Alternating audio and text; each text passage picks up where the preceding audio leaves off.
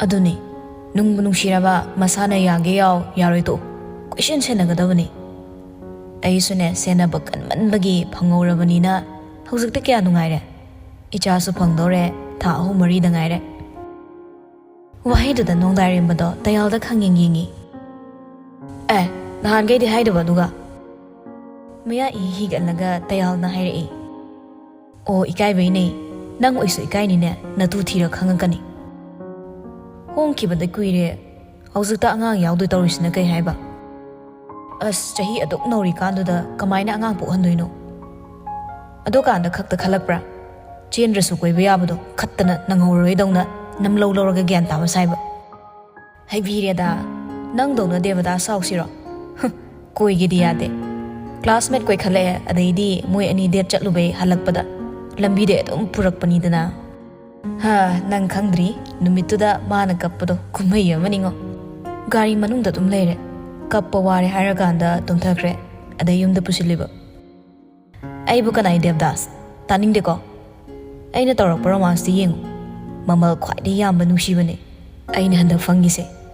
Ying badakalu, near kadona. Ado meaning a man by the yadeko. A pavanupini. Nango may amlerangani, adusumatakta, Masagi kangnabalerambe. Kangnagira kangnarera, I na torok the yingo. Mana kangnarido, Aiga Marie hek toknaramdraba, Chenpam lay rema. O Nangisidi Marie Matamo Eramadi, Adum tope warinine. Tok patabani. Kaya the new one. Kaya the natibongo. Lim jadava. A doing matak the nupi munaba daw yam yadavani. I say a sinraktaba like Cormini house. I gi cat have oramone, Kangnarido, Angang do not hamoy kaidodo. I was suma quenina waroni. As I papuni, Tawida Batok Nimado. Dangina cat have a canale, I said. No Marie Matada. A power hero lay don and Kangraba. Ako'y magi may lomda. Wati warem, soy to edaba tabak to da. Hoy bunga, self-film na di, Gian tadro, tumla no mit pango ko. Wait ho any, adobo warini, sum hibani. Oh, yazare, nang lanjaro, ichunjarge. Tayagang hak maray tong na baduda, ipakpaksilamba nong dairem bagi sakta mado. Makeup kara machuma min thoi. Tayal na manaktagi hankibaga, hamu adom maray. DM College ki Student Union election namitni. College mapado lambi khara chilli. Naubadi thada pam thokpado thadaram laga. Mayam marakta yaurada thorak laga. Kangla mamangi patbris mathakta lep laga. Karai dono khangda yeng laga lay. Nongdarim basu kadom dagino khangde naubagi nakta kakhalagli doi. Ado oirasu usinada saraga mong hadana lepi. Nongdarim ba nauba lepi badugi ma nakanda lep laga. Maksu maring chaniba gari mayamdo yeng laga ngahak leirei. Mikup khara leiraga wari saba hojilei. Nang bot yaudro. Nawa mana yengli do hongdaba tawdana khumlei. Yawe. Nangi candidate kadro amta. Khangdri haidokdri. Mi khatnabaga di yaudro. Yawe. Nongdai mana nawa bo tapna tinashinaba hotnaribani. Nawa kakamcha soikre. Nang hosu pauba ibu sauribo. Kakamcha aisu soikre. Taksi khasi kaikre. Saubra hangbadi kumde. Saudre. Saurano. Nang nanganglambado achum mangaktani. Adom na machegi damak lepigadabani. Madudata mina na chebu sitkadoini. Adonoi chedo kai chatkrino. Nawa pa khumlakte nongdai basuna manghangsin batawda. Pakhon pirak pangai nagalay. Wang hangkriduga pakon pirak nisiga matam khara kanai. Khangde, engonda suta amde. Engonda sawi zala. Madugi ngak sumandida. Ichi di mathaw yam yambani. Aduna makhong yambe hongnabi chatpo iramnida. Nangis engonda haining dawa male. Phagi oina haizili. Naubagi pokning khangdoknaba. Adoi natida kakamcha. Aida singna khangdabani. Aini ichibu khangbi itik natte. O, nang nursing na haibu already na chegi punsi wari khara liyudana. Nauba handakti nongdairin bade yingi. Nongdairin bade chinglem na noglap tawba mai thongda. Nongdairin bagi matawda naubada sumat kibaga chap mane. Hangba khudingi khangdrabaso arot pathamdana khumlei. Ai khangdeda ka kamcha. Nauba maram mokpani akhangba kharadang liu. Khangdaba singmani. Khangsu khangdana mapal thonggi mit ubada kharadu kamaina ligani. Adudi ka kamcha so adum khangni ngamni. Iche bo harau harau loino adum khangakani. Amok lina mai mathau tade. Loinarani ado nang mari makhong khra to erasu ta udana. Natradine nache thembada ai sam loi kielni. Nauba nokningdura male noglei aduga hairei. Oka aksingi hanura dawunina. Kakamcha aige hek pokminaba ichi haldo thorakpa ngairo. Makhoi ni di yam lu dinabani. Khangning makhuding loina khangma ngamni. Noi chi di kadai da kedoriba.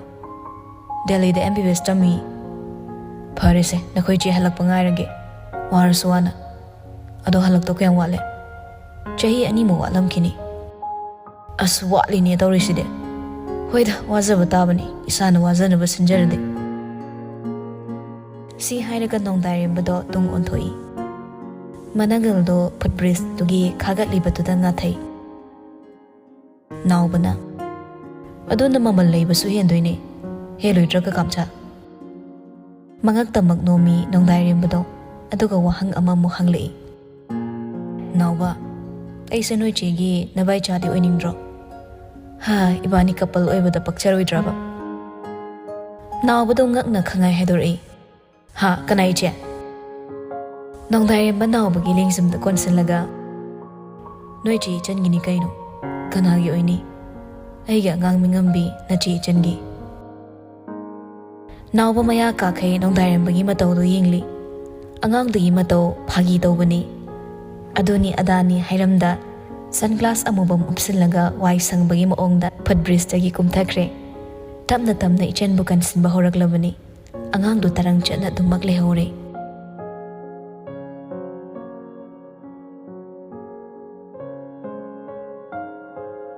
Exam haidok labatung inaubaga sanathoigeso Manipuri University da tamthamina kremakha. Naksu nakpaga khudong chare makhoi anigidi. Maraksida chanthoi su thayam silakpana maram oiraga chathok chasin khudong chanabagidama kusumga tanaraga matam khara leinaba lakminari lambida. Gari manungdani chanthoina kuina yum thadokumse isagida leina migida leithokpa nungaite thagai singna makhogida leikibani tayarsu yaningna khumai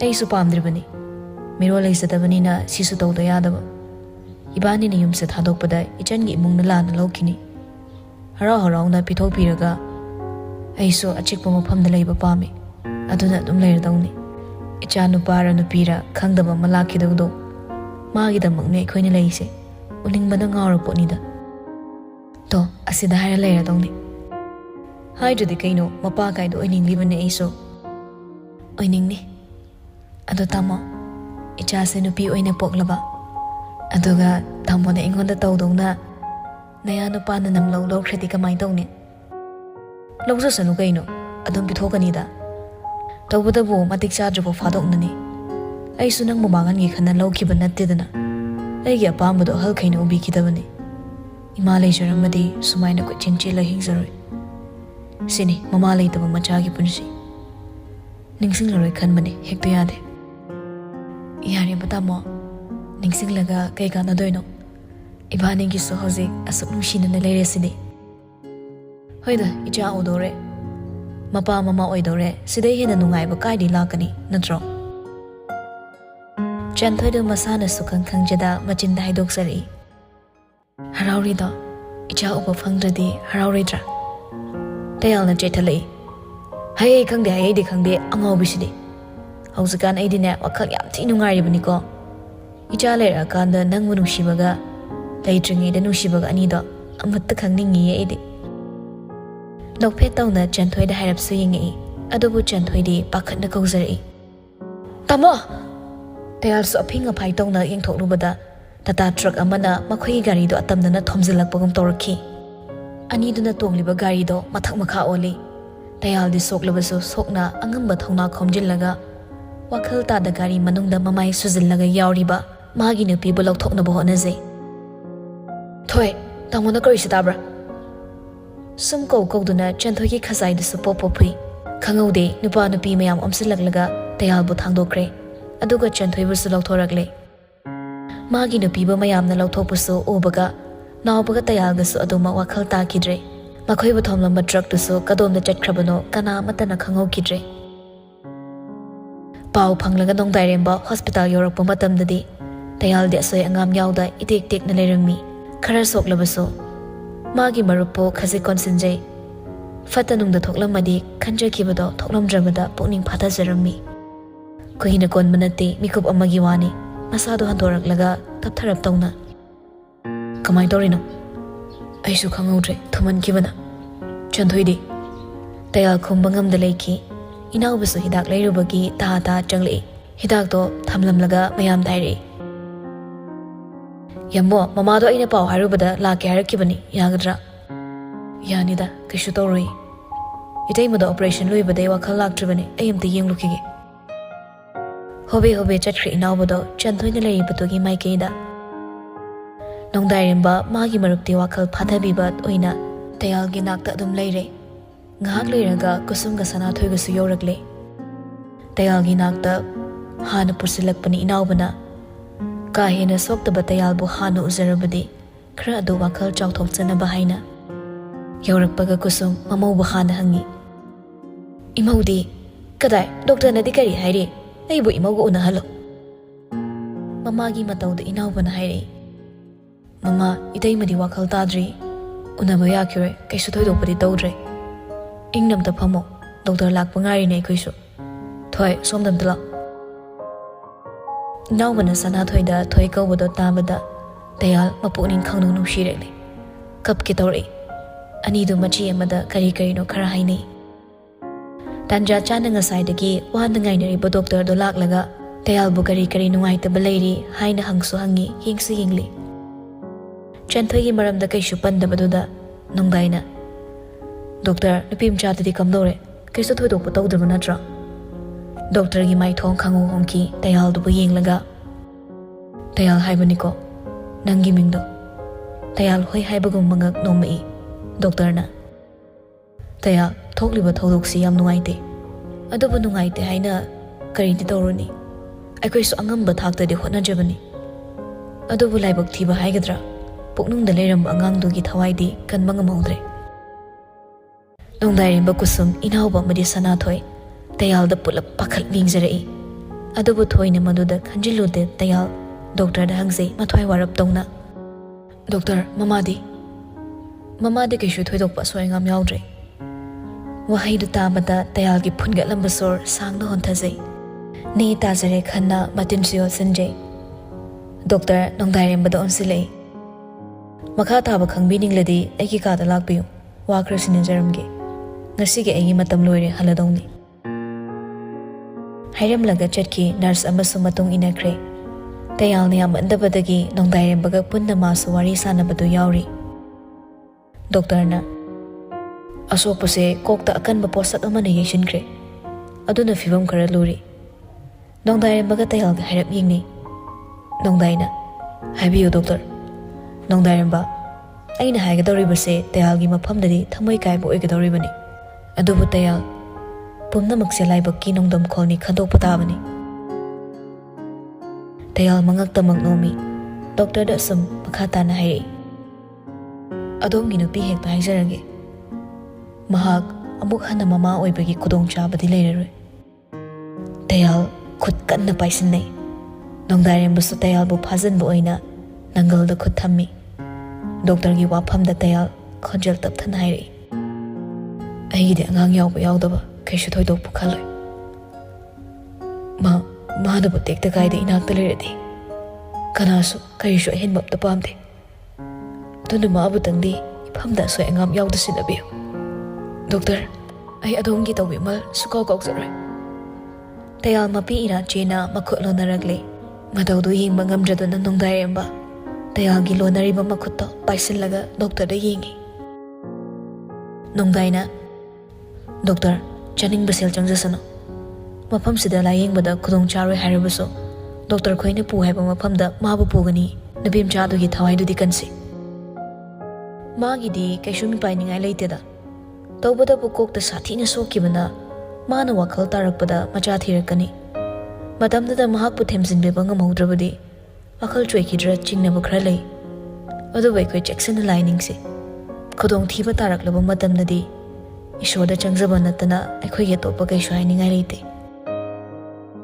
adamna doctor ga wari sharingi inawbado phingna chelak tamlare doctor itai mado wakhal aure angang pi ona po lawbo to hore amta lak piyo tayalna ha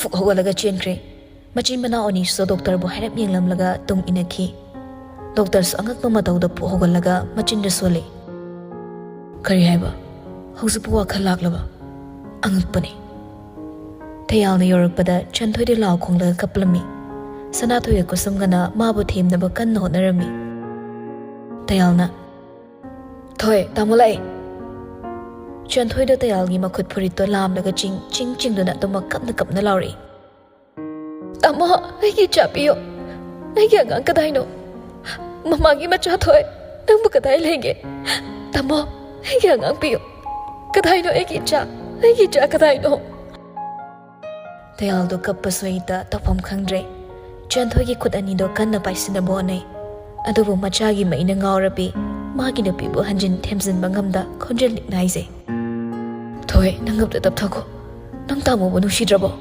ai bu kari oyo hai bano ai kem da khangdi ai gi chapiyo sana thoi nang ai gi cha obra amta thiro sana thoi tamo ai cha oninge ichapiyo hai bane la khong laga kappada chanthoi gi masa pumba humang da pumlup lupi masam se pha phare matau ying ngamdraba tayalna mathada chena konsunje magi na pibo chanthoi su masa pumba thaktakni tayal gi chimbal do chanthoi gi makok ta thengbai thamboi doraga kapkunu ko thoi nangna do mai toradi aidi kai oini ibani bu thadok lamlaga icha chatkhrabusu nangai kaina draga loire tamo idi nangna taba kana su pamde nang khaktani nangni nak ta leirabadi yare nangna taba topa hen mapos amata aina pamudi chanthoi do tayal na kolibado na thokna ba kanna muglai anirak ahumla muklam laga tayal gi matha da wakhal ta da masa do lektharakle doctor na so ani du gi nakta sukthana lepli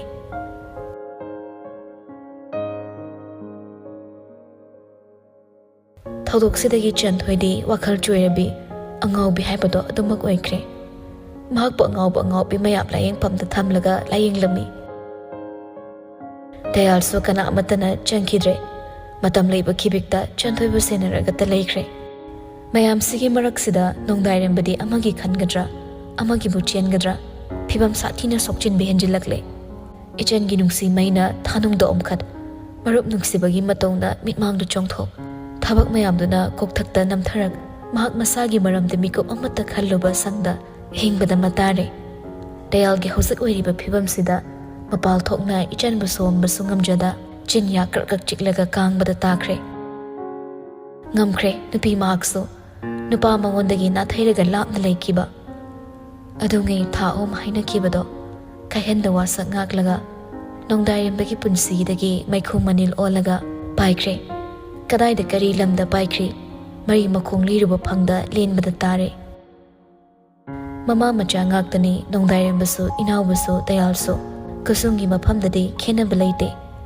macha oiriba tayalgi matau mama oibi mahakna yengba ngamde hauzik su inawbana yengsiliba senaribe school amalei madu tayaldo oina sinaki maduda inawbado yadaba taude mayambagi pukning khazakta ngoirasu nungai sanaba khanjabani angang mayam amadi oza singa to natina leirabadi tayalgi wakhal khra to oirabasu nungai na leigani khanna mama ibe masina khanjabani pumna maksina topna leikhraga nongdairembagi thamoidi matomta khangsaba takre awaba office tani kanabusu changakpagi ayaba piruda numit samadi matomta phamli mangda chawraba langchik langba tha machin manba table adugi mathakta machu gi falsing marol lon khatlaga lei Mafam chana chana pen stand na singbasu leiri. Mana famlibadugi tungda mapabung sana jauba amadi mama kusum sizagi saktamdo pak changna theli. Makhoi company ga mapalamgi amadi lamdam sigi oiba masak thokpa miyoi singa unakhiba khudiyek pinakhiba akhanaba photo khrasu akoibagi phaklang da theli. Table da mangda chair ani khak thai aduga ka dugi mafam amada soba khra tharaga thammi. Mayam du yenglibra yengjibra masada pulap ngatharaga phamli. Mitta telaba matam khradi khanarabusu saunarabusu ichenga matam khra loina khiba thengna khiba mikup singado amamam to oina ningsingli. Ningsinglubada matomta chaina phawraktuna masamada makhut ani na khomgali aduga haisei matomta. Pangida pangdida nupa na hakse narol thoktaba sunattaba namit tangba sunattaba mana pangba sunattaba nushi nungai ba thumna tongnabra kuira ga farakadra khanmani madugi ona tainabada hena du maicha hingalakli minamba ta heiba thamoi nushirasu nushidaba saba oninglasu oningda saba yeninglasu yengshinadaba inakta lehenningasu lehenningsdaba saba chainingdrasu chaisindakhiba itomda cheijarage chintiba ni nangdi chintiba ningai to bahitaba nangna karigi narol thokta ningai to ningluriba pendribra nasana nasabu atba wajibra nushi mecha khangba warabusu wadabasa minamli hojiksu karigi famdana lei hogol awangbu chindol da leplaga khonjen hokda lawro nanakta halakwa aina madusungam loine mikithini na nupa thoktaba chintiba khomgatliba masamdo phathadoi aduga faklangda pak changna theliba gari dugi nakta laklaga lepi aduga sor changna holaga marol thoktaba gari du da hangze nangi khongchet kayam kuina chalaba tongda mawai nakta purakani kayam wale mana halakadaba matamda yaurakadaba madu khanglabadi matamda yaudri fauba ikanana su uroidaba gari shu chada mafam amada tamlaga mabu ngaikrake thamoi kan masaraga aigi pakum piramda nangi khongchet chatkinu kaidobake faklang da marai bakdo sazinlaga kaplibra kaidoribano khangda leiki